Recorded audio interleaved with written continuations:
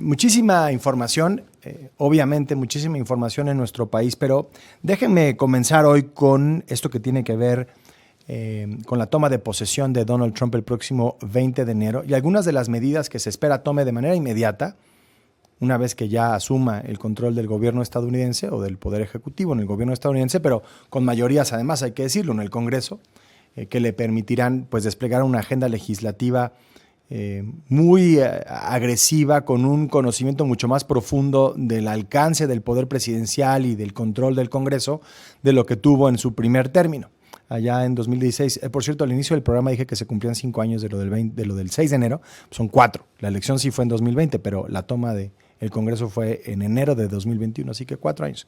Pero bueno, de esto que le hablaba, la idea de que Donald Trump llegue y anuncie una serie de medidas, muchas de ellas obviamente tienen que ver con la frontera entre México y Estados Unidos y también los temas de la cooperación en materia de seguridad. Se da ya como un hecho, por ejemplo, que se anuncia esta deportación masiva. Veremos los detalles, ¿no? Cómo se implementa un plan como el que prometió en campaña y con el que buscaría deportar o retornar a sus países de origen a millones de inmigrantes indocumentados, independientemente del tiempo que lleven viviendo allá en Estados Unidos. La enorme mayoría de la población, de la comunidad migrante indocumentada en Estados Unidos, pues son mexicanos. Eso es un hecho incontrovertible. Así que, pues, lo que entiendo es que ya hay un plan en el gobierno mexicano, se ha anunciado una y otra vez por parte de la presidenta Claudia Sheinbaum, pues para hacer frente a esta medida, ¿no? A esta determinación. Es un reto humanitario, logístico obviamente, pero esencialmente humanitario, pues recibir a lo que pueden ser cientos de miles o millones de inmigrantes indocumentados de origen mexicano que serían retornados a nuestro país a través de la frontera. ¿En qué consiste este plan? Pues me parece que se han ido afinando los detalles con los gobiernos estatales, el gobierno de Tamaulipas, el de Coahuila, el de Chihuahua, el caso también de Baja California, Sonora. Iremos viendo también cómo involucran a los gobiernos municipales que tienden a ser los últimos en enterarse y los primeros en sufrir el impacto, ¿no?, de estos acuerdos migratorios o de la falta de... Pero no solamente son los planes que hay que coordinar entre el gobierno federal y los gobiernos locales, también el trabajo de los cónsules, de los embajadores. Justo hoy, cuando hay esta reunión entre el personal diplomático y el nuevo canciller, el doctor Juan Ramón de la Fuente. Óscar Zúñiga está ya en la Cancillería en esta reunión entre cónsules y embajadores. Cuéntanos, Óscar, ¿de qué se trata?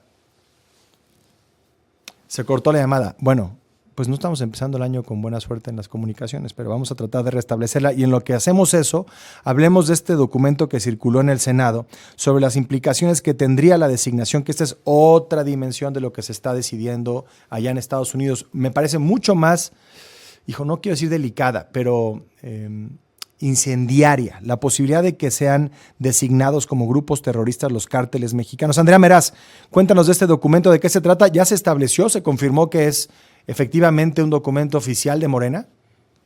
No, en realidad nada más está circulando por varios grupos y se sigue manejando que Morena en el Senado de la República dice que habría implicaciones en la gobernabilidad, seguridad nacional y en la economía del país, afecta la soberanía y la autodeterminación del Estado mexicano, también merma la legitimidad social y la capacidad de gobernar. Los objetivos, dice, de Estados Unidos se impondrían a los objetivos nacionales y bueno, también recuerda este documento las declaraciones de Donald Trump del pasado 2 de diciembre, cuando promete deportar a criminales y designar a los cárteles como organizaciones terroristas extranjeras. Y pues dice este comunicado, hay unos riesgos que cuerpos militares extranjeros combatan el crimen organizado en territorio nacional, cuyas operaciones y protocolos podrían ser contrarios a la actuación de las Fuerzas Armadas nacionales. También dice esta política podría obedecer a propósitos económicos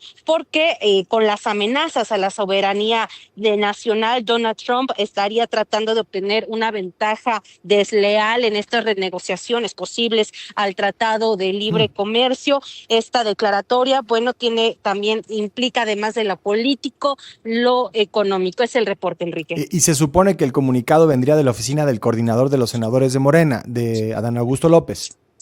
Así es un documento de 3 cuartillas aproximadamente, donde se hace, digamos, todo un análisis, donde en resumen dice, se afecta la soberanía nacional, la legitimidad y sobre todo podría haber una ventaja económica de Donald Trump al país, para nuestro país, ¿no? Estas son parte de lo que dice este documento, Enrique. Bueno, habrá que confirmar entonces el origen del documento, ¿no? Justamente.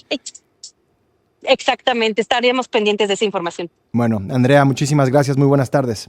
Hasta luego, buena tarde. Esto de la designación, a mí el fin de semana, bueno, desde la semana pasada, en una serie de conversaciones con funcionarios del gobierno entrante allá en Estados Unidos, me dicen que es un asunto que podemos considerar como un hecho.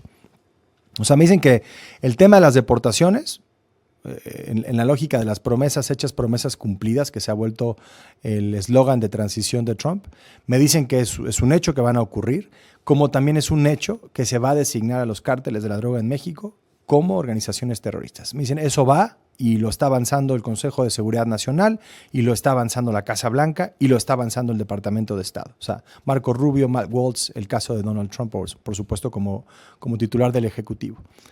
Es delicadísimo, obviamente, por lo que señala este comunicado, presuntamente originado en el Senado, en la bancada de Morena. Pero ¿qué es lo que están viendo del otro lado?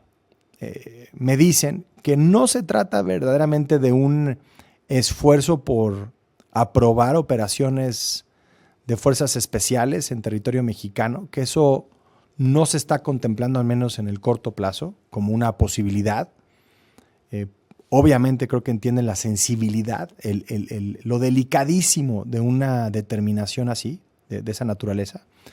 Lo que me dicen, lo que me explican, es que al designar a los cárteles de la droga en México como organizaciones terroristas, las autoridades de seguridad nacional en Estados Unidos, el Consejo de Seguridad Nacional, el Departamento de Seguridad Interna, las agencias encargadas a través del Departamento de Justicia de luchar contra los cárteles en México, no tendrían que pasar por una serie de filtros burocráticos para actuar contra lo que consideran objetivos prioritarios.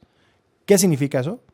Significa que basta la acusación de que una persona está vinculada a un cártel o forma parte operativa directa de un grupo como el Cártel Jalisco Nueva Generación, el Cártel Sinaloa o los docenas de cárteles que existen en nuestro país. Basta con esta acusación, esta determinación por parte de las autoridades de seguridad nacional de Estados Unidos para implementar una serie de medidas que van desde congelar los recursos, las cuentas en Estados Unidos y en todo el mundo. Cualquier cuenta, cualquier fuente de ingresos vinculada a estos personajes es inmediatamente congelada. No tiene que pasar por un debido proceso, o sea, no hay un orden jurídico en esta decisión. Hay una lógica de seguridad nacional. Si esta persona, nombre y apellido, es vinculada a la operación de este cártel, inmediatamente forma parte de la lista de terroristas conocidos en Estados Unidos, no puede viajar, no puede tener beneficios migratorios, se congelan las cuentas y se puede actuar contra esa persona, pues sí, para detenerlo de cualquier forma que considere necesario. Y una vez detenida esa persona, no va a pasar por el proceso de cortes, el debido proceso en Estados Unidos. Puede ser enviada directamente a una prisión militar, puede ser detenida sin que se le presenten cargos, es decir, no cuentan con las garantías y los derechos que contaría pues cualquier otro presunto criminal. Es muy delicado, pero me dicen que este es el propósito real de la designación. No justificar operaciones de fuerzas especiales, de grupos de reacción en Estados Unidos en territorio mexicano, sino actuar de manera directa sin tener que pasar por los filtros burocráticos. Lo que me dicen que es un hecho es que vaya el asunto que se viene ya en un par de semanas aquí y las implicaciones que tiene en todas estas dimensiones, la migratoria, la comercial, el asunto de seguridad. Volvemos después de la pausa en tiempo real.